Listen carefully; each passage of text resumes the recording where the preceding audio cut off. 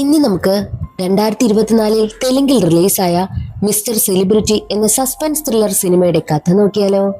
കഥയുടെ ചുരുക്കം എന്തെന്നാൽ, ഒരു പെൺകുട്ടി പോലീസ് സ്റ്റേഷനിൽ പരാതി കൊടുക്കുവാനായി എത്തുകയാണ്. പരാതി കേട്ട പോലീസുകാർക്കാണെങ്കിൽ തലവേദനയായി. എന്തെന്നാൽ എല്ലാ രാത്രിയിലും ഒരാൾ സ്വപ്നത്തിൽ വന്ന് തന്നെ റേപ്പ് ചെയ്യുന്നു എന്നതാണ് അവളുടെ പരാതി. ഈ ഒരു സ്വപ്നത്തിന് ഞങ്ങൾ എന്ത് ചെയ്യാനാന്ന് പോലീസും ചോദിക്കും. ഞാനും സ്വപ്നമെന്നാ കരുതിയത്. പക്ഷേ ഓരോ രാത്രി കഴിഞ്ഞ് ഉറക്കമുണരുമ്പോഴും സ്വപ്നമല്ലേ എന്ന് കരുതിയാലും തന്റെ ദേഹത്ത് റേപ്പ് ചെയ്യപ്പെട്ടതിന്റെ അടയാളമുണ്ടെന്നും പറഞ്ഞ് മുറിവുകൾ അവൾ പോലീസുകാർക്ക് കാണിച്ചു കൊടുക്കുന്നു. അത് കാണുന്ന പോലീസുകാരും ഞെട്ടിപ്പോവുകയാണ്. എന്നാൽ ശരി, റേപ്പ് ചെയ്ത ആളിനെ നിനക്ക് ഓർമ്മയുണ്ടോ എന്ന് ചോദിക്കുമ്പോൾ ഉണ്ടെന്ന് അവളും പറയും. അങ്ങനെ സ്കെച്ച് ആർട്ടിസ്റ്റിനെ വരുത്തിയിട്ട് ആ പെൺകുട്ടി സ്വപ്നത്തിൽ കാണുന്ന ആളിന്റെ രൂപം വരച്ചെടുക്കുകയാണ്. അതൊരു ഫേമസ് ആയിട്ടുള്ള യൂട്യൂബർ ആയിരുന്നു. ആ ഒരു കേസ് പോലീസ് ഉദ്യോഗസ്ഥൻ അന്വേഷിക്കുവാനായും തീരുമാനിക്കുകയാണ്. ഒടുവിൽ ചുരുളഴിയുന്നത് ഞെട്ടിക്കുന്ന സത്യങ്ങളായിരുന്നു. സത്യത്തിൽ അവൾ കാണുന്നത് സ്വപ്നമാണോ അതോ അവൾക്ക് എന്തെങ്കിലുമൊക്കെ സംഭവിക്കുകയാണോ എന്നൊക്കെ അറിയണ്ടേ? എങ്കിൽ നമുക്ക് വേഗം സിനിമയുടെ കഥയിലേക്ക് കടക്കാം. വീഡിയോ കാണുന്ന കൂട്ടുകാർ ഒന്ന് സപ്പോർട്ട് ചെയ്യാനും വീഡിയോ ഒന്ന് ഹൈപ്പ് ചെയ്യാനും മറക്കരുതേ. സിനിമ തുടങ്ങുമ്പോൾ ഒരു പോലീസ് സ്റ്റേഷനാണ് കാണിക്കുന്നത്. അവിടേക്ക് ഒരുപാട് പേർ വൈറലാകുവാനായിട്ട് പരാതി കൊടുക്കുവാൻ എത്തുന്നുണ്ട്. വീട്ടിലെ പശു പാല് തരുന്നില്ല, സൂര്യന്റെ ചൂട് താങ്ങാനാകുന്നില്ല, സൂര്യനെതിരെ കേസെടുക്കണം, ഇതൊക്കെയാണ് അവരുടെ പരാതി. എന്നാൽ ആ പോലീസുകാരൻ പറയുന്നത്, ഇതൊക്കെ ഒരു പരാതിയാണോ? ഇന്നലെ ഒരു പെണ്ണാണെങ്കിൽ ഒരു പരാതിയുമായിട്ട് വന്നു. അത് കേട്ട് നമ്മളൊക്കെ ഒരുപാട് ചിരിച്ചു. അതെന്ത് കേസാണെന്ന് വന്നവർ ചോദിക്കുമ്പോഴോ, ദേ വരുന്നു അവളോട് തന്നെ നിങ്ങൾ ചോദിക്കുവാനായിട്ട് പോലീസുകാരൻ പറയും. അപ്പോൾ അവിടേക്ക് ലളിത എന്നൊരു പെൺകുട്ടി വരും. തന്റെ കേസിന്റെ കാര്യം എന്തായെന്ന് അവൾ ചോദിക്കുമ്പോഴോ, ലളിതയുടെ കേസ് എടുക്കുവാനായിട്ട് കഴിയില്ലെന്നായിരുന്നു പോലീസ് ഓഫീസറുടെ മറുപടിയും. 24 മണിക്കൂറിനകം നിങ്ങൾ എന്റെ കേസ് എടുക്കുമെന്ന് വെല്ലുവിളിച്ചിട്ടാണ് ലളിത അവിടെ നിന്ന് പോകുന്നതും. അടുത്ത ദിവസം തന്നെ ലളിത വീണ്ടും സ്റ്റേഷനിലേക്ക് എത്തുന്നു. 24 മണിക്കൂറായല്ലോ, എന്നിട്ട് ഞാൻ കേസ് എടുത്തില്ലല്ലോ എന്ന് പോലീസ് ഓഫീസർ പറയുമ്പോഴോ, അപ്പോഴേക്കും ഉയർന്ന ഉദ്യോഗസ്ഥന്റെ കോൾ വരും. ആ പെൺകുട്ടിയുടെ കേസ് എന്താ നിങ്ങൾ എടുക്കാത്തത്? അവൾ ആരാണെന്ന് നിങ്ങൾക്കറിയാമോ? അവളൊരു സാമൂഹ്യ പ്രവർത്തകയാ. ആർക്കെന്ത് പ്രശ്നം വന്നാലും അതിലിടപെട്ട് പ്രശ്നം പരിഹരിക്കുന്ന പെൺകുട്ടി അവൾ. അവളുടെ കേസ് എത്രയും വേഗം എടുക്കണമെന്നും ഉയർന്ന ഉദ്യോഗസ്ഥൻ പറയുന്നു. അത് കേട്ട് പോലീസ് ഓഫീസറിന് വേറെ വഴിയില്ലല്ലോ, കേസ് എടുത്തല്ലേ പറ്റൂ. അങ്ങനെ ലളിതയോട് നിന്റെ പരാതി എന്താണെന്ന് ചോദിക്കും. ലളിതയാണെങ്കിൽ തന്റെ കാര്യം പറയുകയാണ്. ലളിത ഒരു സാമൂഹ്യ പ്രവർത്തകയാണ്. ആർക്കെന്ത് പ്രശ്നം വന്നാലും അതിലവൾ ഇടപെടും. മാത്രമല്ല സമരങ്ങളിലൊക്കെ പങ്കെടുക്കാറുമുണ്ട്. പോലീസ് സ്റ്റേഷനിലേക്ക് വരുന്നതിന് 15 ദിവസം മുൻപ് ലളിത ഒരു ബർത്ത്ഡേ പാർട്ടിയിൽ പങ്കെടുത്തിരുന്നു. പാർട്ടിയിൽ വെച്ച് ഒരുപാട് മദ്യപിച്ചാണ് വീട്ടിലേക്ക് വന്നതും. വേലക്കാരിയോട് താൻ മദ്യപിച്ചിട്ടാണ് വന്നതെന്നും ഫുഡൊന്നും വേണ്ട, താൻ കിടക്കുവാനായി പോവുകയാണെന്നും പറഞ്ഞിട്ടാണ് റൂമിലേക്ക് വന്നതും. റൂമിൽ വന്ന് ഉറങ്ങുവാനായി കിടന്നതും ഏതോ ഒരു അജ്ഞാതനാണെങ്കിൽ അവളുടെ റൂമിലേക്ക് വരികയും അവളെ റേപ്പ് ചെയ്യുകയും ചെയ്തു. പെട്ടെന്ന് തന്നെ അവൾ ഞെട്ടി എഴുന്നേൽക്കും. അതൊരു സ്വപ്നമായിരുന്നുവെന്ന് അവൾക്ക് മനസ്സിലായി. എന്നാൽ പിന്നീടുള്ള ദിവസങ്ങളിലെല്ലാം അത് തുടർന്നുകൊണ്ടേയിരുന്നു. ഇതേ ആൾ തന്നെ വരുന്നു, അവളെ റേപ്പ് ചെയ്യുന്നു. അവൾ ഞെട്ടി എഴുന്നേൽക്കുന്നു. അതൊരു സ്വപ്നമായിരുന്നുവെന്ന് അവൾക്ക് മനസ്സിലായി. ഇത് കേട്ടുകൊണ്ടുന്ന പോലീസ് ഓഫീസർ പറയുന്നത്, അങ്ങനെയാണെങ്കിൽ നീ യഥാർത്ഥത്തിൽ ഇവിടെയല്ല വരേണ്ടത്, ഒരു ഡോക്ടറിനെ പോയി കാണിക്കുവാനായിട്ടായിരുന്നു ആ ഒരു പോലീസ് ഓഫീസർ പറഞ്ഞത്. എന്നാൽ ലളിത പറയുന്നത്, താൻ ഒരു ഡോക്ടറിനെ കണ്ടു. എന്നാൽ ഡോക്ടർ പറയുന്നത് തനിക്ക് ഇല്യൂഷൻ ഡിസോർഡർ ആണെന്നാണ്.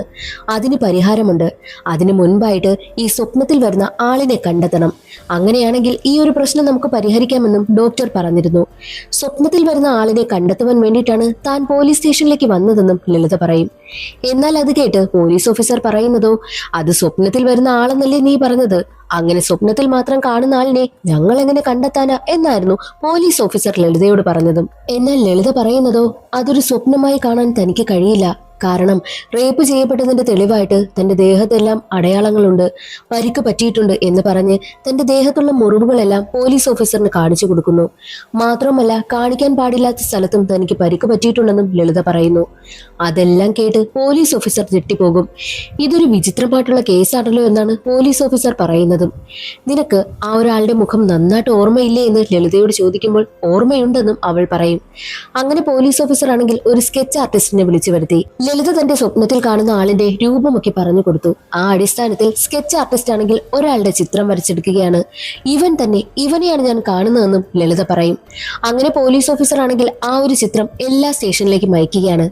സത്യത്തിൽ അത് ഒരു യൂട്യൂബർ ആയിട്ടുള്ള ലക്കി എന്ന ആളുടെ ചിത്രമായിരുന്നു.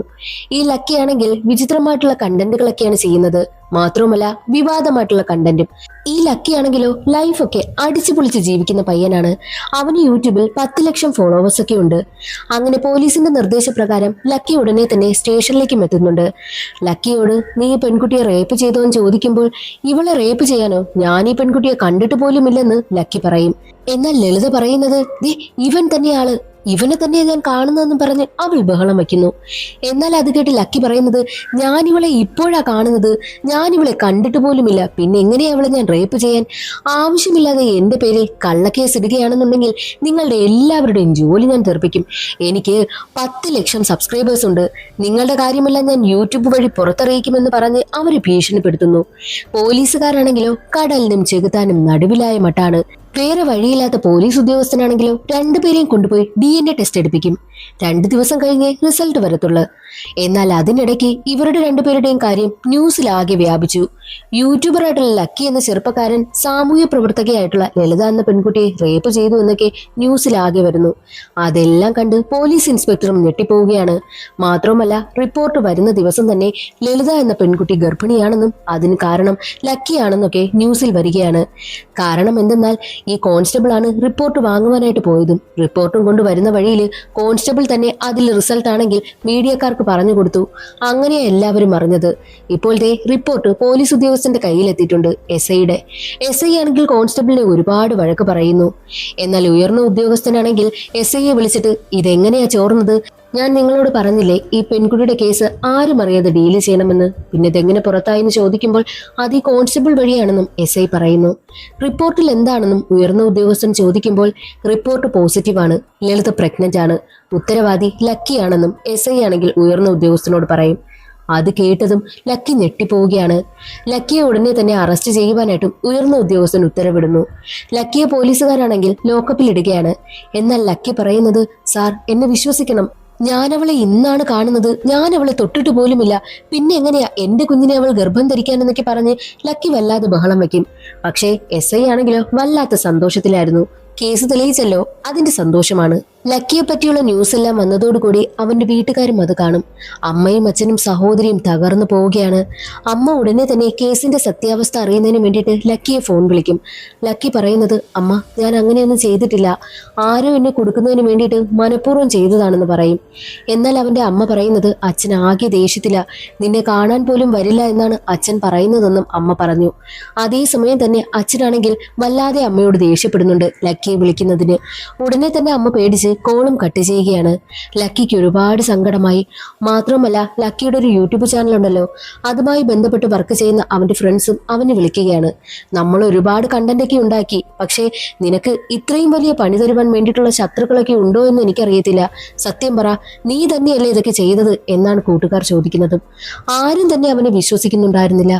എന്നാൽ അതേസമയം തന്നെ ലളിതയ്ക്കാണെങ്കിൽ ന്യൂസ് ചാനലിൽ നിന്നും കോള് വരും. എന്താണ് യഥാർത്ഥത്തിൽ സംഭവിച്ചെന്ന് ചോദിക്കുമ്പോൾ ലളിത പറയുന്നത് ഇതിനു മുൻപ് ഞാൻ അയാളെ കണ്ടിട്ടില്ല, എനിക്ക് എന്താണ് സംഭവിക്കുന്നതെന്നും എനിക്ക് അറിയത്തില്ല എന്നും ലളിത പറയുന്നു. അതോടുകൂടി ന്യൂസ് റിപ്പോർട്ടർമാർ പറയുന്നത് യഥാർത്ഥ പ്രശ്നം അയാൾക്കല്ല ആ പെൺകുട്ടിക്കാണെന്നാണ്. അത് കേട്ട് പോലീസുകാർക്കും ആകെ കൺഫ്യൂഷനായി. എന്നാൽ SIയുടെ സന്തോഷം എന്തെന്നാൽ ഈ ഒരു കേസ് വലിയ വൈറലായി പോകുന്ന സമയത്ത് SIക്കും കുറച്ച് വൈറലാകാമല്ലോ എന്ന സന്തോഷമായിരുന്നു. അതേസമയം തന്നെ SI ആണെങ്കിൽ ലക്കിക്കടുത്തേക്ക് ചെല്ലും. ലക്കി ആണെങ്കിലോ SIയോട് വല്ലാതെ ചൂടാകുന്നു. നിങ്ങൾ മനഃപൂർവ്വം എന്നെ കൊടുക്കാൻ ചെയ്യുന്നതല്ലേ എന്നൊക്കെ ചോദിച്ച് ലക്കി വല്ലാതെ ദേഷ്യപ്പെടുമ്പോൾ SI ആണെങ്കിലോ ലക്കിയുടെ ഷർട്ടിൽ കയറി പിടിക്കും. അപ്പോൾ SIയുടെ കയ്യിലിരുന്ന റിപ്പോർട്ടാണെങ്കിൽ തറയിൽ വീഴുകയാണ്.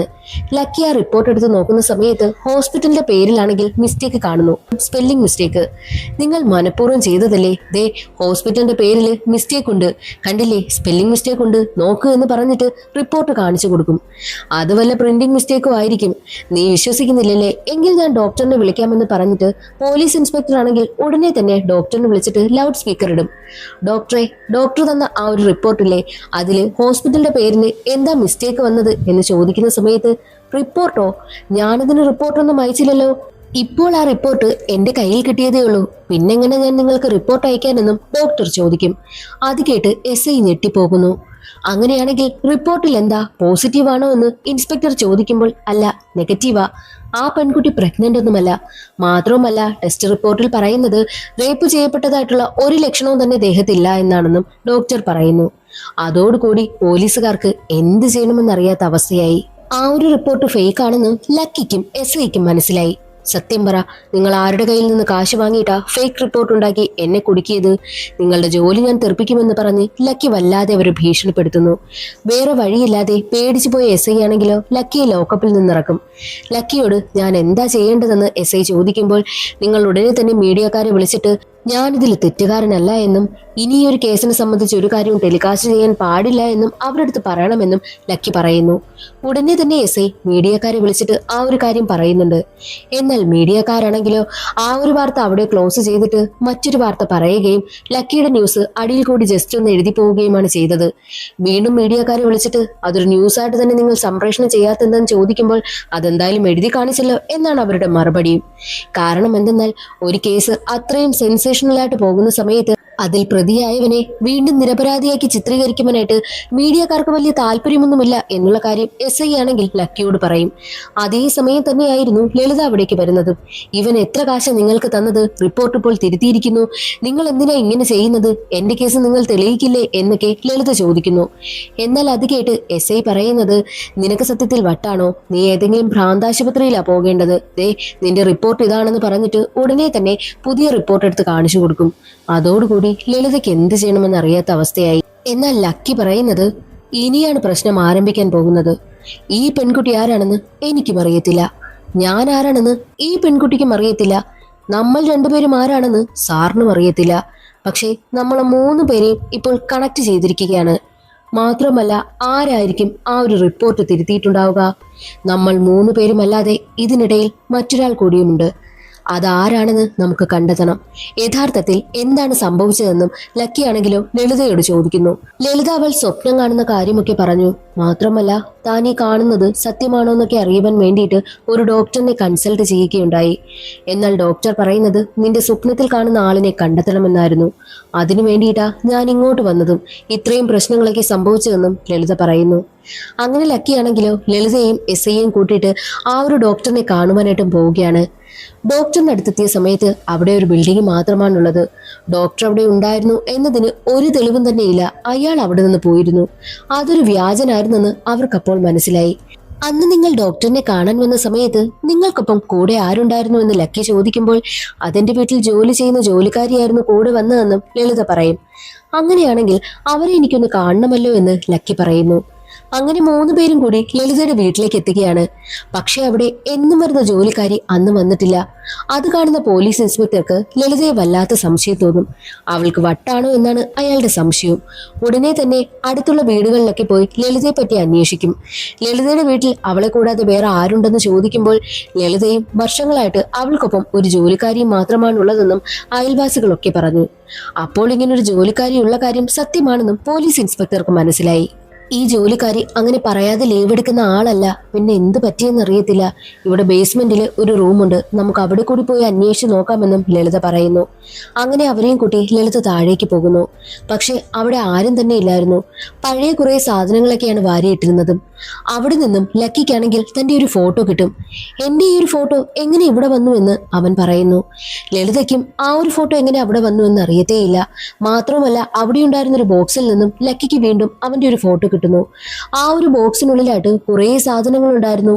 ഹിപ്നോട്ടിസം ചെയ്യാൻ ഉപയോഗിക്കുന്ന ഉപകരണവും മാത്രവുമല്ല ദേഹത്ത് മുറിവുണ്ടാക്കാൻ ഉപയോഗിച്ച ഒരു പല്ല് സെറ്റും ഉണ്ടായിരുന്നു. അതുകൂടാതെ കുറച്ച് ഉപകരണങ്ങൾ കൂടി അതിനകത്ത് കിടക്കുന്നത് ലക്കി കാണും. ലളിതയെ ആരോ മനഃപൂർവ്വം ഹിപ്നോട്ടിസം ചെയ്ത് അവൾ റേപ്പ് ചെയ്യപ്പെട്ടുവെന്നും അത് ലക്കിയാണ് ചെയ്തതെന്നും വരുത്തി തീർക്കാൻ ശ്രമിച്ചിരിക്കുകയാണെന്നും അവർക്ക് മനസ്സിലായി. ആരാണ് ചെയ്തതെന്ന് കണ്ടെത്തണമെന്നും അവർ തീരുമാനിക്കുന്നു. അതേസമയമായിരുന്നു അവിടുത്തെ സിലിണ്ടർ ലീക്കായതും അവർക്ക് വല്ലാതെ ശ്വാസം മുട്ടുവാനായി തുടങ്ങിയതും. അതേസമയം തന്നെ ഒരു മാസ്ക് ധരിച്ചാൽ അവർക്ക് മുന്നിലേക്ക് വരുന്നു.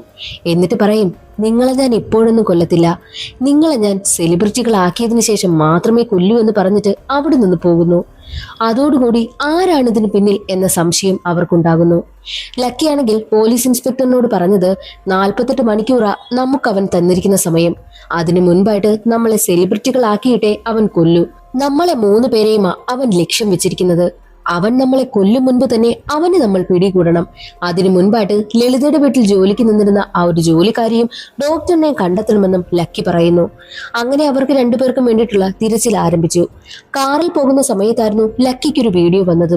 അതെന്തെന്നാൽ ലക്കിയുടെ കോലം ജനങ്ങളെല്ലാവരും ചേർന്ന് കത്തിക്കുന്നതായിരുന്നു. ആ ഒരു വീഡിയോ കണ്ടുകൊണ്ടിരിക്കുന്ന സമയം തന്നെ വീഡിയോയിൽ ഒരു ബസ് പാസ് ചെയ്ത് പോകുന്നതും ആ ബസ്സിനുള്ളിൽ ലളിതയെ ചികിത്സിച്ച ആ ഒരു ഡോക്ടർ ഇരിക്കുന്നതും ലളിത കാണുന്നു. ദേ ഇതാണ് ആ ഡോക്ടർ എന്നും ലളിത പറയും. ഉടനെ തന്നെ ബസ് ഡിപ്പോയിലെത്തിയ ലക്കിയും കൂട്ടരും ആ ഒരു വീഡിയോയിൽ പറയുന്ന ആളിനെ കാണിച്ചു കൊടുത്തിട്ട് ഇയാൾ എവിടെയാ ഇറങ്ങിയതെന്ന് ചോദിക്കുന്നു. എന്നാൽ കണ്ടക്ടറിന് അയാൾ ഇറങ്ങിയ സ്റ്റോപ്പ് അറിയാമായിരുന്നു. ആ ഒരു ഡീറ്റെയിൽസ് എല്ലാം കണ്ടക്ടർ അവർക്ക് പറഞ്ഞു കൊടുക്കും. ഡോക്ടറുള്ള സ്ഥലം കണ്ടെത്തിയ ലക്കി പറയുന്നത് നമ്മളെ എന്തായാലും അവൻ ട്രാക്ക് ചെയ്യുന്നുണ്ടായിരിക്കും. അതുകൊണ്ട് തന്നെ നമ്മളുടെ 3 പേരുടെയും മൊബൈൽ ഫോൺ ലളിതയുടെ വീട്ടിൽ വെക്കാം. അതാകുമ്പോൾ തന്നെ അവൻ എപ്പോഴും കരുതുന്നത് നമ്മൾ ലളിതയുടെ വീട്ടിൽ തന്നെയായിരിക്കുമെന്ന്. അത് കരുതി അവൻ എന്തെങ്കിലും ചെയ്യുമെങ്കിൽ നമുക്കവനെ പിടികൂടാമെന്നും ലക്കി പറയുന്നു. അങ്ങനെ 3 പേരും ഫോൺ കൊണ്ടുവന്ന് ലളിതയുടെ വീട്ടിൽ വെച്ചിട്ട് മറ്റൊരു ഫോൺ വഴിയാണ് ഇവർ 3 പേരും കോണ്ടാക്ട് ചെയ്യുന്നത്. അങ്ങനെ അവർ കണ്ടക്ടർ പറഞ്ഞ സ്ഥലത്തേക്ക് പോകുന്നു. ഡോക്ടറിന്റെ ഫോട്ടോ കാണിച്ചിട്ട് അവിടെ മാകെ അന്വേഷിച്ചിട്ട് അവസാനം ഡോക്ടറുള്ള സ്ഥലം കണ്ടെത്തി. അവിടേക്ക് എത്തുന്ന സമയത്ത് ഡോക്ടറിന്റെ കുറെ ആളുകളാണെങ്കിൽ ലക്കിയൊക്കെ തടയുന്നു. അവിടെ വെച്ചൊരു ഫൈറ്റ് നടക്കും. ഒടുവിൽ ഡോക്ടറിനെ പിടികൂടുകയാണ്. ഡോക്ടറിനോട് ചോദിക്കുന്ന സമയത്ത് ആ ഒരു മുഖം മൂടിയിട്ടാൽ ആരാണെന്നൊന്നും എനിക്കറിയത്തില്ല, എന്റെ അടുത്ത് വന്നിട്ട് ഒന്ന് അഭിനയിക്കുമോ എന്ന് ചോദിച്ചു. കാശ് തരുന്നത് കൊണ്ട് തന്നെ ഞാൻ അഭിനയിച്ചു, അല്ലാതെ അയാൾ ആരാണെന്നൊന്നും എനിക്കറിയില്ല എന്നും ഡോക്ടർ പറയും. ഡോക്ടറിനെ പിടികൂടിയത് കൊണ്ട് തന്നെ കോൺസ്റ്റബിളിനെ വിളിച്ചിട്ട് ഡോക്ടറിനെ അവരുടെ കയ്യിൽ ഏൽപ്പിക്കുന്നു. കേസ് തീരുന്നതുവരെ ഇയാളെ സ്റ്റേഷനിൽ സൂക്ഷിക്കണമെന്നും പറഞ്ഞാണ് വിടുന്നത്. എന്നിട്ട് SI ആണെങ്കിൽ ലക്കിയോടൊക്കെ ചോദിക്കുന്നുണ്ട്, 48 മണിക്കൂറല്ലേ ആ ഒരു മാസ്ക് ധരിച്ച ആൾ പറഞ്ഞിരിക്കുന്നത്, അയാൾ നമ്മളെ കണ്ടെത്തിയാലോ എന്ന് ചോദിക്കും. എങ്ങനെ കണ്ടെത്താനാ? നമ്മുടെ പേഴ്സണൽ ഫോൺ ലളിതയുടെ വീട്ടിലല്ലേ, അയാൾ എങ്ങനെ നമ്മളെ ട്രാക്ക് ചെയ്യാനാ? അഥവാ ട്രാക്ക് ചെയ്താലും ലളിതയുടെ വീട്ടിലെ കാണിക്കുന്നതെന്നും ലക്കി പറയുന്നു. നമുക്ക് ഇന്നേ ദിവസം ഒരു റിസോർട്ടിൽ തങ്ങാമെന്ന് പറഞ്ഞിട്ട് അവരെയും കൂട്ടി ഒരു റിസോർട്ടിലേക്ക് പോകും. അടുത്തുള്ള ഒരു റിസോർട്ടിലാണ് അവരെത്തിയിരിക്കുന്നത്. എന്നാൽ ലളിതയാണെങ്കിൽ വല്ലാത്ത സങ്കടത്തിലായിരുന്നു. ലക്കി അവളെ ഒരുപാട് ആശ്വസിപ്പിക്കും. എന്തായാലും നീ പേടിക്കാതിരിക്കെ, നിന്നോടൊപ്പം ഞാനില്ലേ, ഈ ഒരു പ്രശ്നം നമുക്ക് എങ്ങനെയെങ്കിലും പരിഹരിക്കാം, ഇതിൽ നിന്നെല്ലാം നമ്മൾ പുറത്തു വരുമെന്നും ലക്കി അവളോട് പറഞ്ഞു. അതേസമയം തന്നെയായിരുന്നു ഈ പോലീസ് ഓഫീസർ ആണെങ്കിലോ അവിടെ ഉണ്ടായിരുന്ന ഒരു സ്ത്രീയെ എങ്ങനെയെങ്കിലും വളയ്ക്കുവാനായി നോക്കുന്നു. അവസാനം അവൾ വളയുകയും അവളെയും കൊണ്ട് റൂമിലേക്ക് വരികയും ചെയ്തു.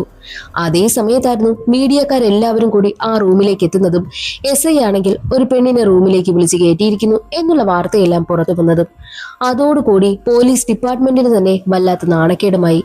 മാത്രമല്ല ലക്കിയും കൂട്ടരും എവിടെയാണുള്ളതെന്ന് ഇപ്പോൾ ആ മാസ്ക് ധരിച്ച ആളിനും അറിയാൻ കഴിഞ്ഞല്ലോ. അതുകൊണ്ട് തന്നെ SIയെ ലക്കി ഒരുപാട് വഴക്ക് പറയുന്നു. SIക്ക് സസ്പെൻഷനും കിട്ടുകയാണ്, ഡിപ്പാർട്ട്മെന്റിനെ നാണം കെടുത്തിയത് കൊണ്ട്. അങ്ങനെ ഇരിക്കെ ലക്കിയും ലളിതയും SIയും ഒരു റെസ്റ്റോറന്റിൽ വെച്ച് കണ്ടുമുട്ടുകയാണ്. SI തന്റെ സങ്കടമെല്ലാം അവരോട് പറഞ്ഞുകൊണ്ടിരിക്കുന്ന സമയം SIക്കാണെങ്കിലും ഒരു കോൾ വരികയാണ്. അത് ആ മാസ്ക് ധരിച്ച ആളായിരുന്നു. ഇനി നിങ്ങൾക്ക് മുന്നിൽ വെറും 24 മണിക്കൂർ മാത്രമാണുള്ളത്. നിങ്ങൾ എവിടെ പോയാലും ഞാൻ നിങ്ങളെ കാണുന്നുണ്ട്, നിങ്ങൾ എന്റെ നിരീക്ഷണത്തിലാണ് എന്നുള്ള കാര്യം പറഞ്ഞിട്ടാണ് അയാൾ കോള് കട്ട് ചെയ്തതും. ഇവർ 3 പേരെയും അയാൾ എവിടെ നിന്നോ മറന്ന് നിരീക്ഷിക്കുന്നുണ്ട് എന്നുള്ള കാര്യം ലക്കിക്ക് മനസ്സിലായി. ലക്കി പറയുന്നത്, എന്തായാലും നമുക്ക് അയാളുടെ കയ്യിൽ നിന്ന് രക്ഷപ്പെടാനാകില്ല, അയാൾ നമ്മളെ നിരീക്ഷിക്കുന്നുണ്ട്. അല്ല, ലളിതയുടെ വീട്ടിൽ ജോലിക്ക് നിന്നിരുന്ന ആ ഒരു ലക്ഷ്മിയില്ലേ, അവരെങ്ങനെയാ ആദ്യം അവിടെ ജോലിക്ക് വന്നതെന്നും ലക്കി ചോദിക്കുമ്പോൾ ലളിത പറയും, ലക്ഷ്മിയൊക്കെ ഒരു പാവമായിരുന്നു. ഒരു ദിവസം എന്റെ അടുത്തേക്ക് വന്നിട്ട് പറഞ്ഞു അവരുടെ ഹസ്ബൻഡിന് കിഡ്നിക്ക് പ്രശ്നമാണെന്ന്, വേറെ വരുമാന മാർഗമൊന്നും ഇല്ലാത്തത് കൊണ്ട് തന്നെ എങ്ങനെയെങ്കിലും ജോലി തരണമെന്ന് പറഞ്ഞു. എനിക്ക് പാവം തോന്നി, ഞാൻ അവർക്ക് ജോലി കൊടുത്തുവെന്നും ലളിത പറയും. ലക്ഷ്മിയുടെ സ്ഥലം എവിടെയാണെന്ന് പറഞ്ഞിട്ടുണ്ടോ എന്ന് ചോദിക്കുമ്പോൾ ലളിത ഒരുപാട് ആലോചിച്ചിട്ട് ലക്ഷ്മി പറഞ്ഞ ഒരു സ്ഥലം ഓർത്തെടുക്കും. അങ്ങനെ ആ ഒരു സ്ഥലത്തേക്ക് അവർ 3 പേരും പോവുകയാണ്. ഇവര് 3 പേരെയും കണ്ടതും ലക്ഷ്മി അവിടെ നിന്നും ഓടി രക്ഷപ്പെടുവാനായി നോക്കും. അവസാനം ലക്ഷ്മി അവർ പിടികൂടുകയാണ്. ലക്ഷ്മിയോട് അവർ കാര്യങ്ങൾ തിരക്കുന്ന സമയത്ത് ആ ഒരു ഡോക്ടർ വ്യാജനൊന്നുമല്ല, അയാൾ യഥാർത്ഥ ഡോക്ടർ തന്നെയാ. അയാൾ എനിക്ക് കുറച്ച് കാശ് തന്നു, എന്റെ ഹസ്ബൻഡിന്റെ കിഡ്നി ഓപ്പറേഷന് സഹായിക്കാമെന്ന് പറഞ്ഞു. അയാൾ പറയുന്നതെല്ലാം ഞാൻ ചെയ്തു. ഡോക്ടർ പറഞ്ഞതനുസരിച്ച് ഞാൻ എന്നും ലളിതയ്ക്ക് ഉറക്കഗുളിക കൊടുക്കുമായിരുന്നു, അതും ലളിത അറിയാതെ. ലളിത ഉറങ്ങിയെന്ന് ഉറപ്പുവരുന്ന സമയം തന്നെ ഡോക്ടർ ലളിതയുടെ റൂമിലേക്ക് ചെല്ലും. പക്ഷെ അവളെ റേപ്പ് ചെയ്യത്തൊന്നുമില്ല. അതിനു പകരം ലക്കിയുടെ ഫോട്ടോ കാണിച്ച് അവളെ ഹിപ്നോട്ടിസം ചെയ്യും. എന്നിട്ട് റേപ്പ് ചെയ്തതായിട്ട് വരുത്തി തീർക്കും. എന്തിനാണ് അങ്ങനെ ചെയ്തതെന്നൊന്നും എനിക്കറിയത്തില്ല. അയാൾ പറഞ്ഞു ഞാൻ ചെയ്തുവെന്നും ലക്ഷ്മി പറയുന്നു. ഈ സമയത്ത് മറ്റാരുടെയെങ്കിലും സാന്നിധ്യം ഉണ്ടായിരുന്നുവെന്ന് ലക്കി ചോദിക്കുമ്പോൾ അങ്ങനെ ആരെയും ഞാൻ കണ്ടിട്ടില്ല, പക്ഷെ ആരോട് സംസാരിക്കുന്നുണ്ട്? ഇവർ താമരവില്ല എന്ന സ്ഥലത്ത് വെച്ചാണ് മീറ്റിംഗ് നടത്തുന്നതെന്നും ലക്ഷ്മി പറയുന്നു. അതേസമയം തന്നെ പോലീസ് ഇൻസ്പെക്ടർ ആണെങ്കിലോ കോൺസ്റ്റബിൾമാരെ വിളിച്ചിട്ട് ഡോക്ടറിനെ കുറിച്ച് അന്വേഷിക്കും. അപ്പോഴാണ് കോൺസ്റ്റബിൾമാർ പറയുന്നത് അയാൾ കുറെ കാശ് തിന്നിട്ട് രക്ഷപ്പെട്ടു പോയിന്ന്. SIക്ക് അത് കേട്ടതും ഒരുപാട് ദേഷ്യം വന്നു. ഉടനെ തന്നെ 3 പേരും താമരവില്ലയിലേക്ക് പോവുകയാണ്. അവിടെ ആ ഡോക്ടർ ഉണ്ടായിരുന്നു. ലക്കിയും കൂട്ടരും ഡോക്ടറിന്റെ പിന്നാലെ പോകുന്നു. പോലീസ് ഓഫീസറിന്റെ കയ്യിൽ ഒരു വലിയ കമ്പ് കിട്ടുന്ന സമയത്ത് അതെടുത്ത് ലക്കിക്ക് കൊടുക്കും. ലക്കി അതെടുത്ത് ഡോക്ടറിനെ അടിക്കും. ഡോക്ടർ ഉടനെ തന്നെ തറയിലേക്ക് വീഴുകയാണ്. ഡോക്ടറിന്റെ തലപൊട്ടി ചോര വരുന്നുണ്ടായിരുന്നു. അവിടെ വെച്ച് ഡോക്ടർ മരണപ്പെട്ടു പോവുകയും ചെയ്യും. എന്നാൽ ആ ഒരു കാര്യം ന്യൂസിലൊക്കെ വ്യാപിക്കുകയാണ്. ആരോ അവരുടെ ഫോട്ടോ എടുത്ത് ന്യൂസിലൊക്കെ കൊടുത്തിരുന്നു. അത് മറ്റാരുമല്ല, ഈ മാസ്കിട്ട ആൾ തന്നെയാണ്. അതോടുകൂടി അവർക്ക് എങ്ങും നിൽക്കാൻ പറ്റാത്ത അവസ്ഥയായി. എവിടേക്ക് ചെന്നാലും ജനങ്ങളെല്ലാവരും അവരെ തിരിച്ചറിയുന്നുണ്ടായിരുന്നു. എങ്ങനെയൊക്കെയോ ജനങ്ങളുടെ കയ്യിൽ നിന്നും ഓടി രക്ഷപ്പെട്ട് ഒരു സ്ഥലത്ത് വന്നിരിക്കുകയായിരുന്നു ലക്കിയും ലളിതയും പോലീസ് ഓഫീസറും. അപ്പോഴേക്കും മാസ്ക് വെച്ച ആളിന്റെ കോൾ അവർക്ക് വന്നിരുന്നു. ഞാൻ പറഞ്ഞില്ലേ നിങ്ങളെ ഞാൻ സെലിബ്രിറ്റി ആക്കുമെന്ന്, ഇപ്പോൾ അതുപോലെ ആയില്ലേ എന്നായിരുന്നു പറഞ്ഞതും. അവരുടെ സമയം തീരാറായി എന്നൊരു സൂചനയും കൊടുത്തിട്ടാണ് കോള് കട്ട് ചെയ്യുന്നതും. എന്നാൽ ലക്കി ആണെങ്കിലോ പിന്തിരിയുവാനായിട്ട് തയ്യാറായില്ല. മരണമെങ്കിൽ മരണം, പക്ഷേ മരിക്കുന്നതിന് മുൻപ് ഇതിനു പിന്നിൽ ആരാണെന്ന് കണ്ടെത്തണമെന്നും ലക്കി തീരുമാനിക്കും. ലക്കി പറയുന്നത്, നമ്മൾ ആ വില്ലയിൽ എത്തിയ സമയത്ത് നമ്മളെ കണ്ടതും ഡോക്ടർ അവിടെ നിന്ന് ഓടി. അതിനുശേഷം നമ്മുടെ കയ്യിൽ വെച്ച് തന്നെ ഡോക്ടർ മരണപ്പെട്ടു പോകുന്നു. ഇതിനു പിന്നിൽ എന്തോ ഉണ്ട്. ആ ഒരു വീട്ടിൽ നിന്നും നമ്മളെ വഴിതെറ്റിച്ച് വിടാൻ വേണ്ടിയിട്ടായിരിക്കാം ഡോക്ടർ ഇറങ്ങി ഓടിയതും. അപ്പോൾ ആ വീട്ടിൽ തന്നെ ആയിരിക്കാം എന്തോ ഉള്ളത്. അതുകൊണ്ട് തന്നെ നമുക്ക് അവിടെ പോയി അന്വേഷിക്കാമെന്ന് പറഞ്ഞ് താമരവില്ലയിലെത്തി അവിടെ മാകെ പരിശോധിക്കുകയാണ് ലക്കി. അപ്പോൾ ഒരു പ്രത്യേക രീതിയിൽ സെറ്റ് ചെയ്ത റൂം കാണുന്നു. ആ റൂമിനുള്ളിൽ കയറി പരിശോധിച്ച് നോക്കുന്ന സമയത്ത് അത് മുഴുവൻ കൺട്രോൾ ചെയ്യുന്നത് ഒരു 2 മൊബൈലിന്റെ ആണെന്നുള്ള കാര്യം ലക്കിക്ക് മനസ്സിലായി. തന്റെ കൂട്ടുകാരന്റെ സഹായത്തോടു കൂടി ആ ഒരു 2 മൊബൈലിന്റെയും ലൊക്കേഷൻ കണ്ടെത്തുകയാണ്. ഉടനെ തന്നെ അവിടേക്ക് പോകുന്നു. അപ്പോൾ മാസ്ക് വെച്ച ആളും അയാൾക്കൊപ്പം 2 പേരും ഇറങ്ങി വരികയാണ്. അങ്ങനെ മുഴുവൻ 3 പേരുണ്ടായിരുന്നു. അവിടെ വെച്ച് വലിയൊരു ഫൈറ്റ് തന്നെ നടക്കും. ആ മാസ്ക് വെച്ച ആളാണെങ്കിൽ തന്റെ കൂടെ ഉണ്ടായിരുന്ന 2 പേരെയും ലക്കിയെ തല്ലുവാനായിട്ട് പറഞ്ഞു വിടും. അത് 2ഉം സ്ത്രീകളായിരുന്നു. അവിടെ വെച്ച് ലക്കിയും ആ സ്ത്രീകളും തമ്മിൽ വലിയൊരു ഫൈറ്റ് തന്നെ നടക്കും. എന്നാൽ ലക്കിയും പോലീസ് ഉദ്യോഗസ്ഥനും പിന്നെ ലളിതയും ഒറ്റയ്ക്കല്ലായിരുന്നു വന്നത്. പോലീസുകാരെയും മാധ്യമ പ്രവർത്തകരെയും വിവരം അറിയിച്ചിട്ടാണ് വന്നത്. അതുകൊണ്ട് തന്നെ അവരെല്ലാവരും അവിടേക്ക് എത്തുന്നു. അതേ സമയത്തായിരുന്നു മെയിൻ ആയിട്ടുള്ള മാസ്ക് വെച്ചാൽ തന്റെ മാസ്ക് മാറ്റുന്നതും. അത് വരലക്ഷ്മിയായിരുന്നു. വരലക്ഷ്മിയാണെങ്കിലോ തന്റെ കയ്യിലുണ്ടായിരുന്ന മെഷീൻ ഗൺ എടുക്കുകയാണ്. അതോടുകൂടി ആർക്കും അനങ്ങാൻ പറ്റാത്ത അവസ്ഥ. അവളുടെ സഹായികളും അവിടേക്ക് എത്തുന്നുണ്ട്. അതേ സമയം തന്നെ ഡോക്ടറൊക്കെ വരുന്നു. സത്യത്തിൽ ഡോക്ടർ മരിച്ചിട്ടില്ല. ഡോക്ടർക്കൊപ്പം വേലക്കാരിയും എല്ലാവരും ഉണ്ടായിരുന്നു. ഈ വരലക്ഷ്മിയെ സഹായിക്കുവാനായിട്ട് ഒരുപാട് പേരുണ്ട്. വരലക്ഷ്മിയോട് ലക്കി ചോദിക്കും, ഞങ്ങൾ 3 പേരും ഒരു തെറ്റും ചെയ്തില്ല, പിന്നെ നീ എന്തിനാ ഞങ്ങളെ കുടുക്കിയത് എന്ന് ചോദിക്കുമ്പോൾ വരലക്ഷ്മി കുറച്ച് കാര്യങ്ങൾ തുറന്നു പറയുന്നു. വർഷങ്ങൾക്ക് മുൻപ് രാജശേഖരൻ എന്നൊരു ശാസ്ത്രജ്ഞൻ ജീവിച്ചിരുന്നു. രാജശേഖരൻ ഒരു പ്രത്യേക ഗവേഷണം നടത്തുകയുണ്ടായി. എന്തെന്നാൽ വിളകൾ നശിക്കുന്നത് മൂലം കർഷകരെല്ലാവരും ആത്മഹത്യ ചെയ്യുന്നത് കൊണ്ട് തന്നെ കർഷകർക്ക് വേണ്ടിയിട്ട് ഒരുപാട് നാൾ അതിജീവനമുള്ള ഒരു തരം വിത്തിനം കണ്ടെത്തി. അതുകൊണ്ട് തന്നെ സർക്കാർ ആണെങ്കിൽ രാജശേഖരനെ അവാർഡ് നൽകി ആദരിച്ചു. അങ്ങനെ രാജശേഖരന് ഒരുപാട് സന്തോഷമാകുവാനായും തുടങ്ങി. രാജശേഖരനാണെങ്കിൽ കോളേജ് കാലഘട്ടത്തിൽ ഒരു പെൺകുട്ടിയെ പ്രണയിച്ചിരുന്നു. പക്ഷേ ഇവർക്ക് വിവാഹം കഴിക്കുവാനായി പറ്റിയില്ല. എന്നാൽ രാജശേഖരൻ ഒരുപാട് വർഷങ്ങൾക്ക് ശേഷം താൻ പ്രണയിച്ച പെണ്ണിനെ കാണുവാനായും എത്തി. അപ്പോഴേക്കും അവർ വിവാഹം കഴിഞ്ഞ് അവർക്കൊരു മകളും ഉണ്ടായിരുന്നു. പക്ഷെ അവരുടെ ഭർത്താവില്ല. അങ്ങനെ രാജശേഖരനും ആ സ്ത്രീയും തമ്മിൽ നല്ല കമ്പനിയാകുവാനായും തുടങ്ങി. പക്ഷെ ആ ഒരു കാര്യം അവരുടെ മകൾക്ക് ഇഷ്ടമല്ലായിരുന്നു. രാജശേഖരന്റെയും അവളുടെ അമ്മയുടെയും കാര്യം നാട്ടുകാർ അറിഞ്ഞതോടുകൂടി എല്ലാവരും അവളെ വല്ലാതെ കളിയാക്കുവാനായും തുടങ്ങി. ആ ദേഷ്യം അവൾക്കുണ്ടായിരുന്നു. ഒരിക്കൽ രാജശേഖരൻ ഫ്ളാറ്റിൽ വന്ന സമയം അവളുടെ അമ്മയാണെങ്കിലും ബാത്റൂമിലേക്ക് പോയി. കാല് തെന്നി വീണ് സ്പോട്ടിൽ തന്നെ തലയിടിച്ച് മരണപ്പെട്ടു. രാജശേഖരനാണെങ്കിലും ആംബുലൻസിനെ വിവരം അറിയിച്ചു. മകൾ വീട്ടിൽ വന്നപ്പോൾ അമ്മയെ ഹോസ്പിറ്റലിലേക്ക് കൊണ്ടുപോകാൻ പോകുന്നതാണ് മകൾ കണ്ടതും. എന്നാൽ അവൾ കരുതിയത് തന്റെ അമ്മയെ കൊന്നത് രാജശേഖരനാണെന്ന്. അവിടെ എത്തിയത് ഇപ്പോൾ ലക്കിക്കൊപ്പമുള്ള ആ ഒരു SI ആയിരുന്നു. SIയോട് ഇയാളാണ് തന്റെ അമ്മയെ കൊന്നതെന്നും അവൾ മൊഴി കൊടുക്കുന്നു. അതോടുകൂടി അയാളാണെങ്കിലും രാജശേഖരനെ അറസ്റ്റും ചെയ്തു. ഈ ഒരു കാര്യമെല്ലാം അവിടെ ന്യൂസ് ചാനലിൽ വർക്ക് ചെയ്തുകൊണ്ടിരുന്ന ലക്കി അറിയുകയാണ്. ലക്കി ആണെങ്കിലോ കുറച്ച് പൊടിപ്പും തൊങ്ങലും ഒക്കെ ചേർത്ത് ആ ഒരു ന്യൂസ് പബ്ലിഷ് ചെയ്യും. അതേ സമയത്തായിരുന്നു ലളിതയും നമ്മുടെ ഈ പെൺകുട്ടിയെ സപ്പോർട്ട് ചെയ്യുവാൻ വേണ്ടിയിട്ട് എത്തിയതും. അവളുടെ അമ്മയ്ക്ക് നീതി വാങ്ങി കൊടുക്കുന്നതിന് വേണ്ടിയിട്ട് ലളിതയാണെങ്കിൽ ഒരുപാട് സമരങ്ങളൊക്കെ നടത്തുകയുണ്ടായി. എന്നാൽ ഈ ഒരു ഇൻസ്പെക്ടർ ആണെങ്കിലോ കേസിനെ കുറിച്ച് കൂടുതലൊന്നും അന്വേഷിക്കാതെ തന്റെ പ്രൊമോഷന് വേണ്ടിയിട്ട് രാജശേഖരനെ SI പിടിച്ച് അകത്തിട്ടു. എന്നാൽ അങ്ങനെ ഇരിക്കുന്ന ഒരു ദിവസമായിരുന്നു ആ പെൺകുട്ടിക്ക് അവളുടെ അമ്മയുടെ ലെറ്റർ കിട്ടിയതും. അതിൽ രാജശേഖരനുമായിട്ട് പവിത്രമായൊരു ഫ്രണ്ട്ഷിപ്പ് മാത്രമാണ് തനിക്കുള്ളതെന്നും രാജശേഖരൻ പാപമാണെന്നുമൊക്കെയായിരുന്നു അമ്മ ലെറ്ററിൽ എഴുതിയതും. അതോടുകൂടി രാജശേഖരൻ നിരപരാധിയാണെന്ന് പെൺകുട്ടിക്ക് മനസ്സിലായി. രാജശേഖരനോട് തനിക്ക് തോന്നിയത് വെറും തെറ്റിദ്ധാരണ മാത്രമാണെന്ന് അവൾ പോലീസ് സ്റ്റേഷനിൽ പറയുന്നതോടുകൂടി രാജശേഖരൻ പുറത്തിറങ്ങുകയാണ്. പക്ഷേ ന്യൂസ് ചാനലിൽ വന്ന ന്യൂസുകളെല്ലാം പിൻവലിക്കുവാനായിട്ട് അവൾ ആവശ്യപ്പെടും. എന്നാൽ ലക്കി ആണെങ്കിലോ അതിന് തയ്യാറായതേയില്ല. മാത്രവുമല്ല ലളിതയാണെങ്കിൽ സമരം വിളിച്ചല്ലോ. എന്നാൽ രാജശേഖരൻ നിരപരാധിയാണെന്ന് അറിഞ്ഞതോടുകൂടി അത് തിരുത്തുവാനും ലക്കിയും തയ്യാറായില്ല, ലളിതയും തയ്യാറായില്ല. സാമൂഹ്യ മാധ്യമങ്ങൾ പറയുന്നതെല്ലാം ജനങ്ങൾ വിശ്വസിച്ചതോടുകൂടി രാജശേഖരൻ എല്ലാവരുടെ മുന്നിൽ കുറ്റക്കാരനായി. ആ വേദനയൊന്നും താങ്ങാനാകാതെ രാജശേഖരൻ ഹൃദയം പൊട്ടിയാണ് മരിച്ചതും. വരലക്ഷ്മി ഈ ഒരു കാര്യമെല്ലാം അവരോട് പറയുന്നുണ്ട്. രാജശേഖരൻ മരിച്ചതിൽ പിന്നെ നഷ്ടമായത് നമ്മുടെ നാടിന്റെ പുരോഗതി തന്നെയാണ്. എന്നിട്ടവൾ പറയും, അറിഞ്ഞ കാര്യങ്ങൾ പറയുന്നത് ശരി, എന്നാൽ അറിയാത്ത കാര്യങ്ങൾ പറയുന്നത് തെറ്റ്. അങ്ങനെയുള്ളവരുടെ ശിക്ഷ മരണമാണെന്ന് പറഞ്ഞിട്ട് തന്റെ മെഷീൻ ഗൺ ഉപയോഗിച്ച് 3 പേരെയും വെടിവെച്ച് കൊല്ലുന്നു. അമ്മയുടെ മരണത്തിനൊക്കെ ശേഷം വരലക്ഷ്മി വിദേശത്തേക്ക് പോയി. അവിടെ നിന്നാണ് അവൾ പഠിച്ചതും വളർന്നതുമൊക്കെ. അപ്പോഴും രാജശേഖരനുമായിട്ട് അവൾക്ക് കോണ്ടാക്ട് ഉണ്ടായിരുന്നു. പക്ഷേ രാജശേഖരനെ സോഷ്യൽ മീഡിയ വേട്ടയാടിക്കൊണ്ടേയിരുന്നു. അതോടുകൂടിയാണ് രാജശേഖരൻ ഹൃദയം തകർന്ന് മരിച്ചതും. നാട്ടിലേക്ക് എത്തിയപ്പോഴാണ് വരലക്ഷ്മി രാജശേഖരൻ മരിച്ച വിവരം അറിഞ്ഞതും. മരണത്തിന് കാരണം സോഷ്യൽ മീഡിയ ആണെന്നും അതിൽ ലക്കി നടത്തിയ ആ ഒരു പരാമർശവും ഇത്രയും പ്രശ്നങ്ങളുമാണെന്നൊക്കെ അവൾക്ക് മനസ്സിലായി. തന്റെ രാജശേഖരന്റെ മരണത്തിന് കാരണം ലക്കിയും പിന്നെ ലളിതയും ആ ഒരു പോലീസ് ഓഫീസറുമാണെന്ന് വരലക്ഷ്മിക്ക് മനസ്സിലായതോടു കൂടിയാണ് അവരെ 3 പേരെയും വേട്ടയാടുവാനായിട്ടും വരലക്ഷ്മി തീരുമാനിച്ചതും. സത്യമെല്ലാം അറിഞ്ഞിട്ട് പോലും അതൊന്നും തിരുത്തുവാനായിട്ട് അവർ 3 പേരും തയ്യാറായതുമില്ല. അവരത് മൈൻഡ് ചെയ്തതുപോലുമില്ല. അതുകൊണ്ട് തന്നെയാണ് 3 പേരെയും അവൾ കൊന്നുകളയുവാനായും തീരുമാനിച്ച് ഇത്രയും അവൾ വേട്ടയാടിയതും. അങ്ങനെ സ്വന്തം നേട്ടത്തിന് വേണ്ടി എന്തും ചെയ്യാൻ തയ്യാറാകുന്ന കുറച്ച് സോഷ്യൽ മീഡിയ ഇൻഫ്ലുവൻസർമാരുണ്ട്.